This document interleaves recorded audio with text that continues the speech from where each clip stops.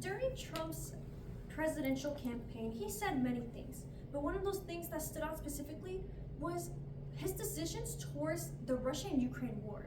Obviously, the Russia and Ukraine war has been going on since 2022. It is a huge problem that still needs to have its own decision. But with President Trump having to make his own decisions on how he chooses to handle the situation, it all comes down to whether or not he's able to accomplish this within the next year. He said that as soon as he enters office, that he would end this war, calling it a stupid war. However, it is almost 3 months into his presidency, and we still have yet to see a specific change or a specific decision towards the Russia and Ukraine war, and whether or not it will end towards Ukraine winning or Russia winning, or there being a complete ceasefire and being a long-term peace.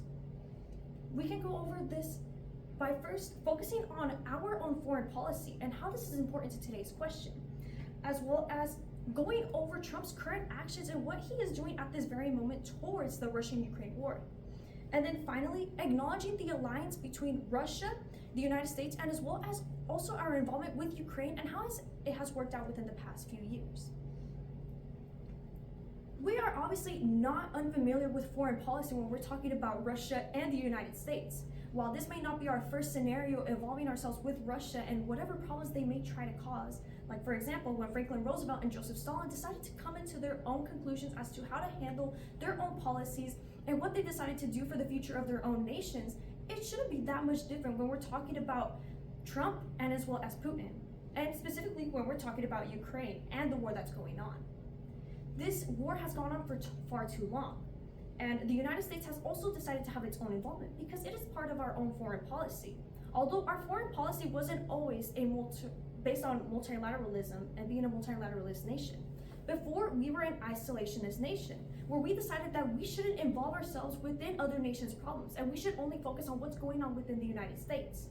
However, with President Trump recently being elected, it seems that most of our foreign policy is being shifted back to the isolationist policies that we had once before, going over to the rhetorics of Russia, rather than leaning towards helping out Ukraine and ending the war and putting a long-term stop to this war and whatever conflicts that they may have between both of those nations and as well as the United States. Now, we both understand that with World War I and World War II, we were able to accomplish something, which was long-term peace and stability, at least up until this point, specifically within Russia and as well as Ukraine. We understand that the United States involvement has helped heavily when trying to fix all of these problems that have been going on throughout the world. Now, with the United States choosing to pull out and its current actions towards the Russian-Ukraine war, it seems to cause a little bit more worry as to how this war will end, or will it end within the following year. According to CBS, the CIA chief confirms that there has been a pause on all military aid towards Ukraine.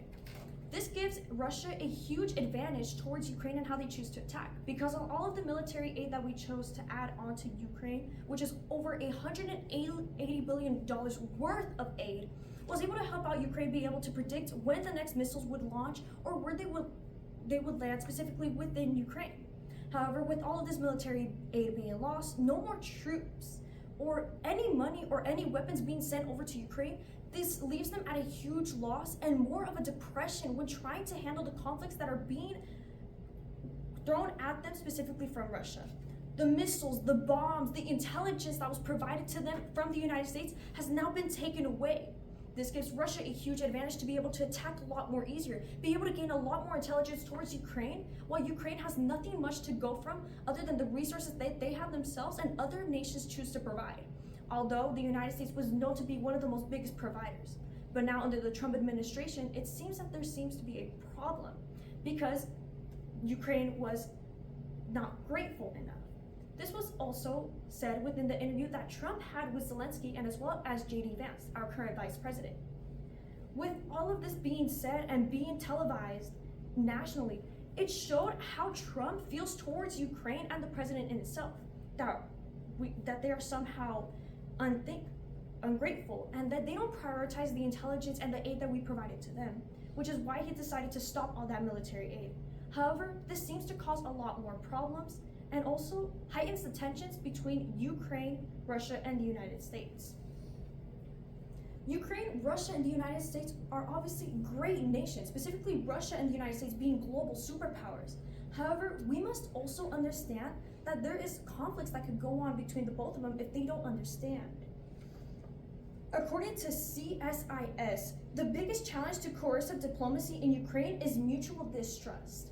When trying to talk about long-term peace within all of these nations, we must also understand that all of these nations have to trust each other. But because most of them don't trust each other, it leaves a huge problem and huge misunderstandings between the both of them. With Putin not believing that the United States will actually lean towards easy agreements or easy compromises, and as well as Ukraine not trusting that Putin will actually go to the ceasefire or will actually decide to leave Ukraine alone and the rest of what was the former Soviet Union, rather than targeting them and leaving them alone, it seems to be a huge problem. And also, Russia finding a problem with being able to trust Ukraine that it won't be able to attack back or decide to cause any more problems.